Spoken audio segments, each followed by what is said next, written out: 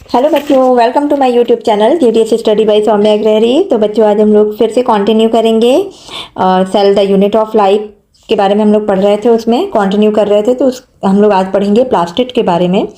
तो उसके बारे में उसके पहले हम लोग पढ़ रहे थे माइटोकॉन्ड्रिया। तो जिसने भी लेक्चर नहीं देखा हो वो मेरा लेक्चर देख सकता है माइटोकॉन्ड्रिया का।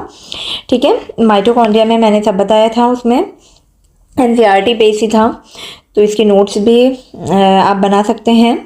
स्ट्रक्चर बताया था, फिर उसका केमिकल कॉम्पोजिशन एंड फंक्शन बताया था, और कुछ नोट में लिखवाया था। ठीक है, तो अब हम लोग नेक्स्ट पढ़ेंगे प्लास्टिड्स के बारे में। तो बच्चों, प्लास्टिड क्या है? ये सबसे पहले तो प्लांट में मिलेंगे देखने को, सिर्फ प्लांट में। ठीक है, ये जितने भी ऑल ग्रीन प्लांट हैं, ऑल ग्रीन क्या, सारे प्लांट्स में देखने को मिलेगा। एंड यूग्लिनॉइड में भी देखने को मिलते हैं। ठीक है, यूग्लिनॉइड में भी देखने को मिलते हैं। और बच्चों, इनका टर्म किसने दिया था? हैकेल ने दिया था।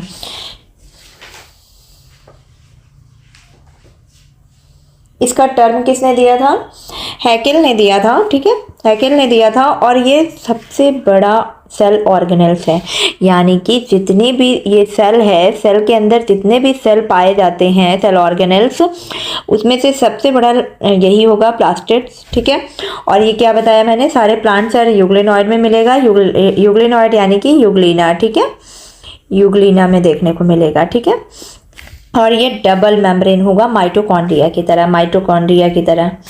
ठीक है, माइटोकॉन्ड्रिया में भी था डबल लेयर, उसी तरह प्लास्टिड में भी डबल लेयर होगा। ठीक है, तो बच्चों, प्लास्टिड कितने टाइप के होते हैं? ये 3 टाइप्स के होते हैं।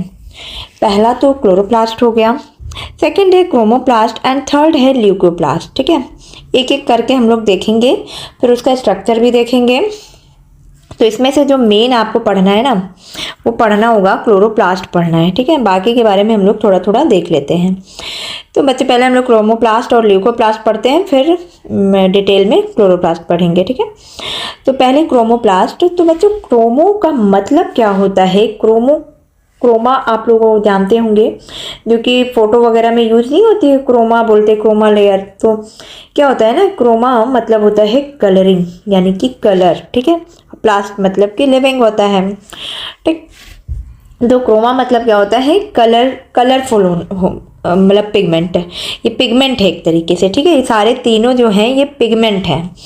ओके, एंड ये पिगमेंटेड प्लास्टिड्स हैं। ठीक, और ये क्या कंटेन करते हैं ना, ये कैरोटीनॉइड कंटेन करते हैं। क्या करते हैं? कैरोटीनॉइड्स कंटेन करते हैं। और ये yellow, red and orange colour के दिखने के लिए रिस्पॉन्सिबल होते हैं। किस किस कलर का? Red, orange and yellow colour इन्हीं पिगमेंट के कारण ही दिखता है, क्रोमोप्लास्ट के कारण। और ये किस में पाया जाता है ना, जो कलरफुल पार्ट होगा प्लांट का, उसी में देखने को मिलेगा, जैसे कि सेपल्स, पेटल, रूट, इस सब में देखने को मिलेगा आपको। ठीक है, फिर इसके बाद क्या होता है कि बच्चों, जैसे आपने देखा होगा कि जो जैसे पहले टमाटर या लीची का कलर देखेंगे तो क्या होगा ना, वो कच्चा कलर यानी कि ग्रीन कलर रहता है ना, दूसरा कलर दिखाई देगा। फिर बाद में जब पक जाता है तो वो रेड कलर का हो जाता है, कलर चेंज हो जाता है। तो ये पता है किसके कारण होता है? क्रोमोप्लास्ट के ही कारण होता है। क्योंकि वहाँ पे क्या होता है, टोमेटोज एंड लीची में रेडिश कब दिखेगा? जब वो पक जाएगा। क्यों? क्योंकि क्लोरोप्लास्ट का कन्वर्जन हो जाता है क्रोमोप्लास्ट में। ठीक है, क्लोरोप्लास्ट का कन्वर्जन हो जाता है क्रोमोप्लास्ट में। ठीक, और याद रखना इतना कि ये जितने तीनों मैंने टाइप्स बता रहे हैं, ये तीनों टाइप्स एक दूसरे के साथ इंटर कन्वर्ट करते हैं। ठीक, इंटर कन्वर्ट हो जाते हैं। इसी तरह ल्यूकोप्लास्ट है। ल्यूकोप्लास्ट में ल्यूको का मतलब होता है, यानी कि ल्यूकोस का मतलब होता है वाइट कलर, यानी कि ये कलरलेस होते हैं। ये क्या होते हैं? ये कलरलेस होते हैं। प्लास्टिड मतलब लिविंग। ठीक, कलरलेस प्लास्टिड्स हो गए। और ये कहाँ मिलेगा देखने को? ये उस पार्ट में प्लांट में मिलेगा जहाँ पर सनलाइट एक्सपोज, यानी कि सनलाइट नहीं पहुँच पाती है। ठीक, उस पार्ट में प्लांट में देखने को मिलेगा ल्यूकोप्लास्ट पिगमेंट मिलेगा। और इनमें कुछ स्टोरेज बॉडीज हैं, जैसे कि पहला है, तीन तरीके से हैं, एक एमाइलोप्लास्ट, दूसरा इलायोप्लास्ट एंड तीसरा है एल्यूरोप्लास्ट या प्रोटीनोप्लास्ट। देखो इमाइलोप्लास्ट जो है बच्चों वो स्टोर क्या करता है, स्टार्च को या फिर कार्बोहाइड्रेट को क्या करेगा, स्टोर करेगा। एमाइलोप्लास्ट क्या करते हैं, स्टोर स्टार्च एंड कार्बोहाइड्रेट को करेंगे। इलायो किसको करते हैं, फैट एंड ऑयल को। ठीक, अब इसको लर्न कैसे रखो ना कि इलायो ई मतलब कि ई के एफ ऐसे याद रख लो, ई एफ। ठीक, फैट एंड ऑयल कंटेन करेगा। और एल्यूरोप्लास्ट तो सभी जानते होंगे कि ये प्रोटीन को कंटेन करते हैं, क्योंकि एल्यूरोप्लास्ट बहुत बार टर्म आ चुका है, आप लोग पढ़े भी होंगे। प्रोटीन्स को कंटेन करता है। ठीक, ये 3 तरीके से हो गए।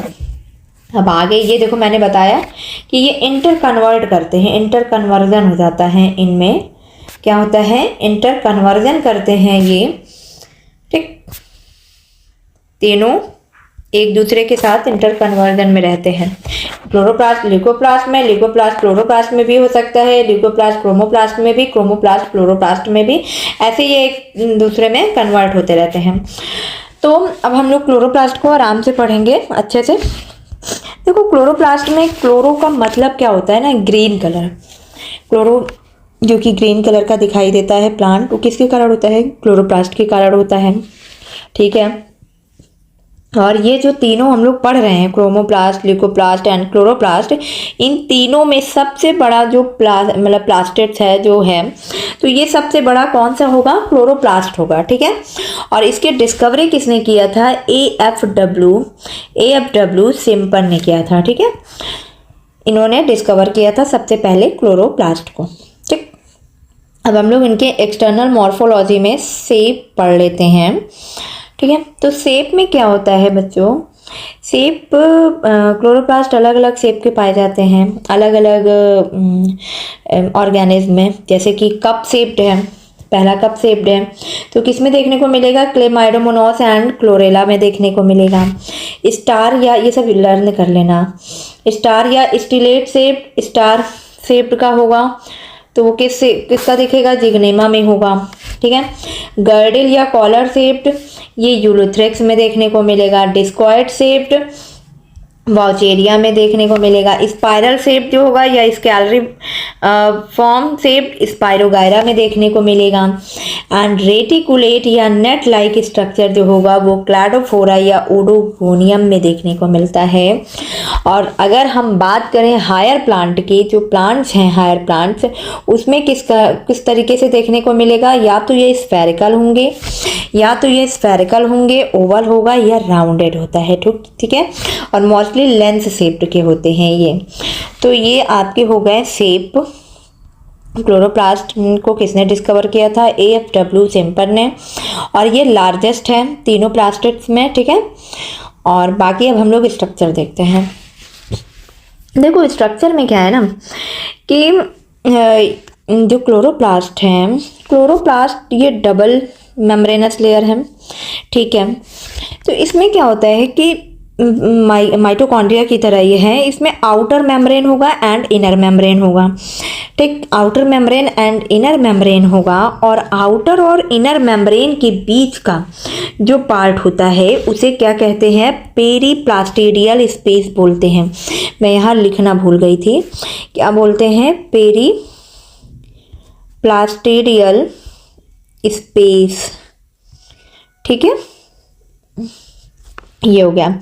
और फिर अब हम बात करें कि ये जो छोटे छोटे स्ट्रक्चर दिख रहे हैं ना आपको ऐसे करके, ये क्या होंगे, ये होते क्या है ना बच्चों, ये क्या होंगे कि ये कॉइन्स लाइक स्ट्रक्चर होते हैं। जैसे ऐसे ऐसे कॉइन्स लाइक स्ट्रक्चर बना लेते हैं, तो इन्हें क्या कहते हैं ना, इन्हें ग्रैना बोलते हैं। क्या बोलते हैं, ग्रैना बोलते हैं। और फिर जब यही ग्रैना एक दूसरे से जुड़े होते हैं, ऐसे ऐसे करके जुड़े हुए होते हैं, तो इसमें जो ये पूरे ग्रुप को तो हमने ग्रैना बोल दिया, बट ये जो पार्ट होता है, जो एक एक पार्ट, ये क्या कहलाता है, थैलेकॉइड कहलाता है। ये क्या हो गया, थैलेकॉइड हो गया। स्मॉलर थैलेकॉइड इसे कहते हैं, इसे क्या कहेंगे, स्मॉलर थैलेकॉइड। और जिससे ये बंधा हुआ होता है, यानी कि एक दूसरे से जुड़े होते हैं, इसे क्या कहते हैं, लार्जर थैलेकॉइड बोलते हैं। ठीक, क्या बोलते हैं, लार्जर थैलेकॉइड्स बोलते हैं। और इसमें बहुत सारे आरएनए खुद का, इसमें बिल्कुल सेम माइटोकॉन्ड्रिया में भी आरएनए डीएनए खुद का होता है, इसी तरह से यहाँ पर भी क्या होगा, खुद का डीएनए एंड आरएनए होगा। और यहाँ डीएनए क्या होगा, सर्कुलर डबल स्ट्रैंडेड डीएनए होता है, ठीक है, सर्कुलर डबल स्ट्रैंडेड डीएनए होगा। और यहाँ ग्रैन्यूल्स भी होंगे और इसी लार्जर थैलेकॉइड से क्या जुड़ा होता है, अटैच्ड राइबोसोम होते हैं, ठीक है, क्या होते हैं, राइबोसोम देखने को मिलेगा। और इस तरीके से ये आपका स्ट्रक्चर हो गया और ये मैट्रिक्स हो गया। देखो होता क्या है, तो मान लो ये सेल है, ठीक है, सेल में सेल नहीं, ये आपका क्लोरोप्लास्ट हो गया, ठीक। होता क्या है कि जब यहाँ पे रिएक्शन होती है, अच्छा आगे मैं पढ़ाती हूँ, चलो पहले इतना देख लें कि ये दो लेयर की बनी होती है, दो मेम्ब्रेन होते हैं इसमें, आउटर इनर, और इसमें जो बीच में जो स्पेस होता है उसे पेरिप्लास्टिडियल स्पेस कहते हैं। और दो पार्ट होते हैं, दो पार्ट कंसिस्ट करता है, ठीक है, क्लोरोप्लास्ट, पहला स्ट्रोमा एंड दूसरा ग्रैना, स्ट्रोमा एंड ग्रैना, इसी की ही पूरी कहानी है। आगे पढ़ते हैं, ठीक। स्ट्रोमा क्या होता है बच्चों, स्ट्रोमा मतलब ये मैट्रिक्स की बात कर रहे हैं, ठीक है, ठीक, स्ट्रोमा। और स्ट्रोमा में क्या होता है बच्चों, प्रोटीनेशियस पार्ट होता है ये। यहाँ पर डार्क रिएक्शन, फोटोसिंथेसिस के दो तरीके से होते हैं। फोटोसिंथेसिस कितने तरीके से होते हैं, दो तरीके से होते हैं ना, सॉरी, फोटोसिंथेसिस कितने तरीके से होते हैं, दो तरीके से हो गया। First dark and light reaction हो गया, dark reaction and light reaction. तो इसी क्लोरोप्लास्ट में कैसे होता है ना, ये मान लो ये आपका क्लोरोप्लास्ट हो गया और इसमें क्या हो गया ना, ऐसे रफली मैं बता रही हूँ, ठीक। क्या होता है कि जब ग्लूकोज बनता है बच्चों, जब ग्लूकोज बनता है तो क्या उसको ग्लूकोज बनने के लिए क्या क्या ज़रूरत होती है, ग्लूकोज बनने के लिए ज़रूरत होती है कार्बन डाइऑक्साइड एंड वाटर की ज़रूरत होती है, जो कि क्या बनाता है, C6H12O6 बनाता है। तो ये बनता कैसे है, कहा गया है कि स्ट्रोमा में डार्क रिएक्शन होती है जबकि ग्रैना में लाइट रिएक्शन होती है फोटोसिंथेसिस की। और ये लैमेलर या मेम्ब्रेनस सिस्टम होते हैं और इसमें थैलेकॉइड होता है, हाँ बिल्कुल ग्रैना में ही थैलेकॉइड है। ये पूरे ग्रुप को क्या बोलते हैं हम, ये पूरे ग्रुप को क्या बोलते हैं, ग्रैना बोल दिया, ठीक है। और इसको क्या बोलते हैं थैलेकॉइड बोलते हैं। तो होता क्या है बच्चों कि इसी थैलेकॉइड, इसी ग्रैना में छोटे छोटे क्या होते हैं आपको, सॉरी, इसी ग्रैना में क्या मिलेंगे, छोटे छोटे वो मिलते हैं, क्लोरोफिल देखने को मिलेगा, ठीक है। क्लोरोफिल कहाँ प्रेजेंट होता है, ग्रैना में क्लोरोफिल प्रेजेंट होता है। ये क्या हो गए, क्लोरोफिल हो गया। और बच्चों जब सनलाइट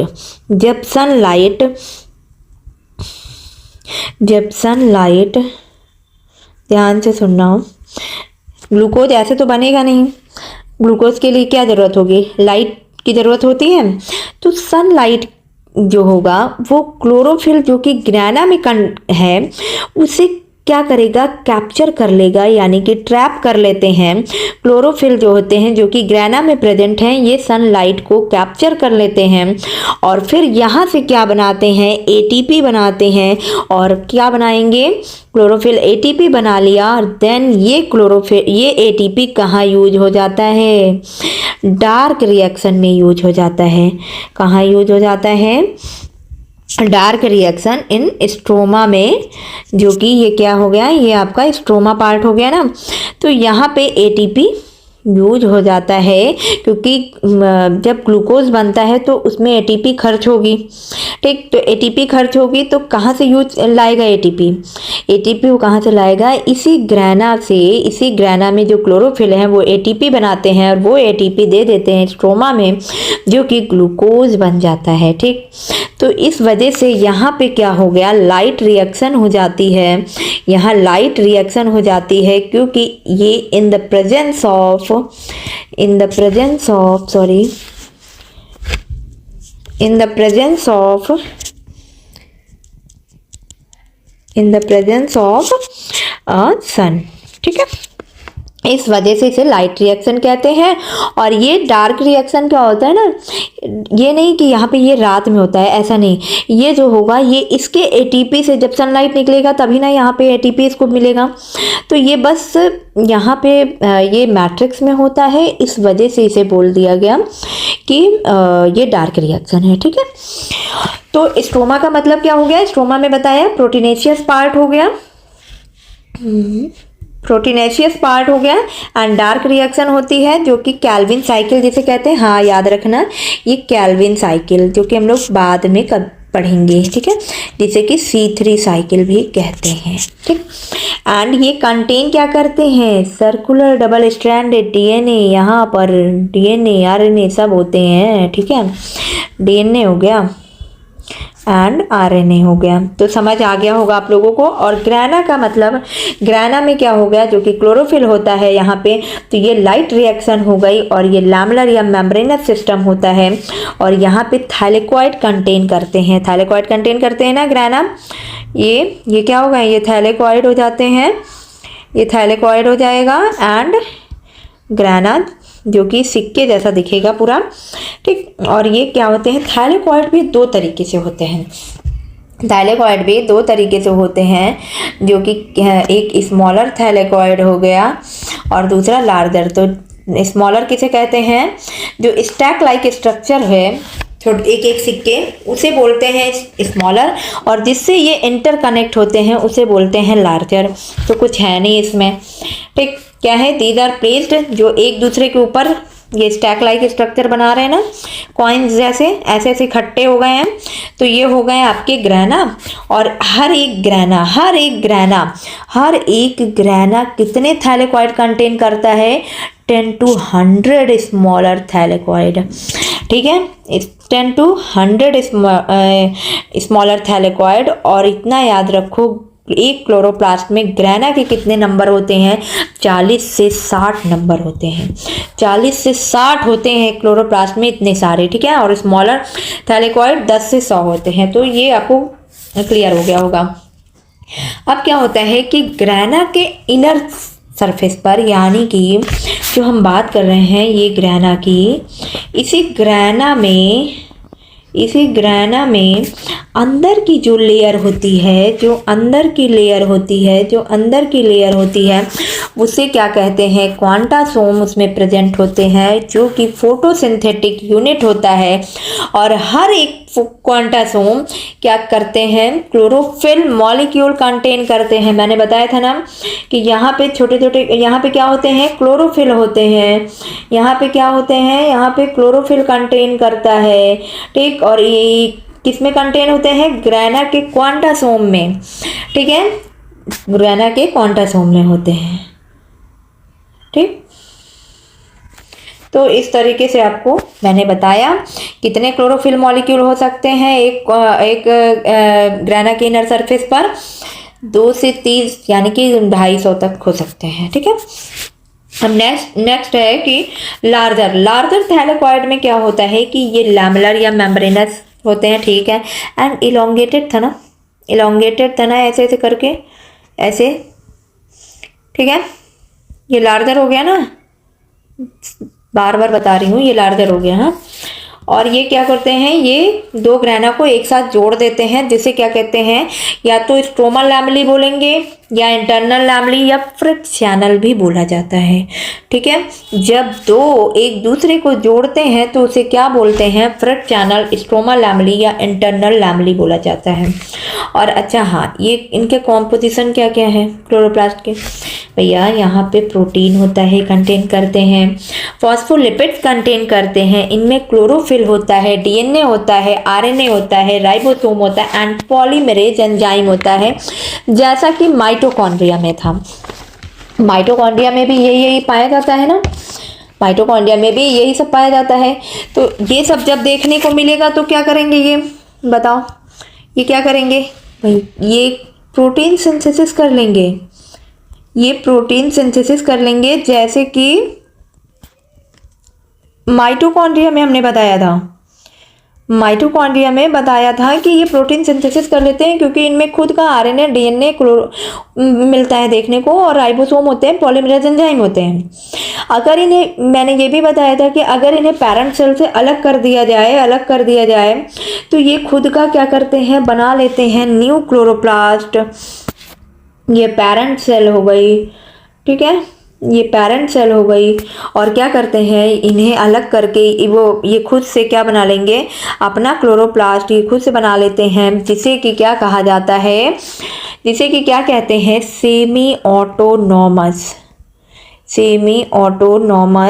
जैसा कि माइटोकॉन्ड्रिया में हमने बताया था। और इसमें आरएनए कौन सा होता है, राइबोसोम इसमें कौन सा होगा, राइबोसोम इसमें 70S राइबोसोम प्रेजेंट होगा। 70S राइबोसोम प्रेजेंट होने के कारण ये क्या कहलाते हैं ना, कि प्रोकैरियोट्स में भी ये मोस्टली देखने को मिलता है ना, 70S राइबोसोम इनमें मिलता। और हाँ, एक चीज़ और कि ये सेल है, ठीक है, अब ये मान लो कि ये क्लोरोप्लास्ट है, ये सेल हो गई, तो यहाँ पे तो आपका 80S राइबोसोम हो गया, और यहाँ पे क्या हो गया, 70S हो गया। तो हम क्या कह सकते हैं, माइटोकॉन्ड्रिया में बताया था ना कि हम क्या कह सकते हैं कि it can be said for chloroplast as a cell within a cell, यानी कि सेल के अंदर सेल, ठीक है। ये किसका कैरेक्टर हो गया, ये प्रोकैरियोट्स के हो गए, और ये किसका हो गया, यूकैरियोटिक सेल हो गया, ये किसके सेल हो गए, यूकैरियोटिक सेल हो गया, ये प्रोकैरियोटिक हो गया, ये यूकैरियोटिक हो गया। तो हम कह सकते हैं ना, ये देखो, cell within a cell, ठीक, ये काम है बस। ये सबसे बड़े होंगे सारे सेल में, सारे सेल ऑर्गेनल्स में सबसे बड़े कौन से होंगे, प्लास्टिड्स होगा। और इसमें मेन 3 तरीके से पिगमेंट होगा, कौन कौन सा हम लोगों ने पढ़ा, 3 तरीके का पिगमेंट पढ़ा हम लोगों ने, chloroplast, chromoplast and leuco. Chromo का मतलब कलर हो गया, इनकी वजह से जो फ्रूट्स वगैरह में रेड दिखते हैं वो रेड इन्हीं के कारण होते हैं, क्रोमोप्लास्ट के कारण। और ल्यूकोप्लास्ट जो होते हैं वो स्टोरेज बॉडीज कंटेन करते हैं, जैसे कि, और ये कलरलेस होते हैं, एमाइलोप्लास्ट, इलायोप्लास्ट, एल्यूरोप्लास्ट, ठीक। क्लोरोप्लास्ट के बारे में हम लोगों ने देखा, शेप उनका पढ़ा, ठीक है। फिर स्ट्रक्चर देखा, स्ट्रक्चर में कुछ नहीं था, बहुत सिंपल था कि यहाँ पे जो ग्राना होगा, ग्राना क्या कंटेन करते हैं, क्लोरोफिल कंटेन करते हैं, जो कि क्लोरोफिल क्या करते हैं, ये सन की प्रेजेंस में एटीपी को सिंथेसिस करते हैं, और फिर वही एटीपी स्ट्रोमा में दे देते हैं, किसको, डार्क रिएक्शन करने के लिए। स्ट्रोमा में डार्क रिएक्शन होती है, कैल्विन साइकिल, फिर वही एटीपी यूज करके वो ग्लूकोज बना लेते हैं, ठीक। और इसमें खुद का डीएनए एंड आरएनए होता है, DNA and RNA and ribosome and polymerase enzyme होता है, जिसके कारण ये क्या करते हैं, ये क्या बनाते हैं, प्रोटीन सिंथेसिस कर लेते हैं, बिल्कुल माइटोकॉन्ड्रिया की तरह ही है। और इसे सेमी ऑटोनॉमस कहते हैं, क्यों कहते हैं, क्योंकि अगर इन्हें पेरेंट सेल से अलग कर दिया जाए तो ये नया क्लोरोप्लास्ट बना लेंगे, ठीक है। और इसमें 70S राइबोसोम होता है सेल में, जबकि 80S राइबोसोम होता है, तो इस वजह से इसे क्या कहा जाता है, a cell within a cell, ठीक, a cell within a cell. तो ये हमारा हो गया प्लास्टिड्स। अब हम लोग आगे क्या पढ़ेंगे, आगे हम लोग देखेंगे शायद जो भी नेक्स्ट टॉपिक होगा हम लोग वो देखेंगे, और ये एनसीईआरटी पे ही बेस है, ठीक है, एनसीईआरटी पे ही बेस है। हाँ, हम लोग नेक्स्ट पढ़ेंगे राइबोसोम के बारे में देखेंगे, तो राइबोसोम के बारे में हम लोग डिटेल में थोड़ा पढ़ेंगे, ठीक। तो नेक्स्ट लेक्चर में हम लोग मिलेंगे।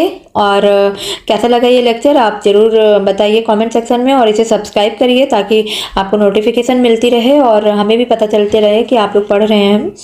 और क्वेश्चन सॉल्व करिए, नोट्स बनाइए, रिवाइज़ करिए। बार बार मैं कहूँगी रिवाइज़ ज़्यादा करिएगा। रिवाइज़ करने के साथ क्वेश्चन बहुत लगाइए, क्योंकि उससे माइंड क्लियर होगा। और फिर हम लोग नेक्स्ट वीडियो में राइबोसोम के साथ मिलते हैं। तो ओके, थैंक यू ऑल।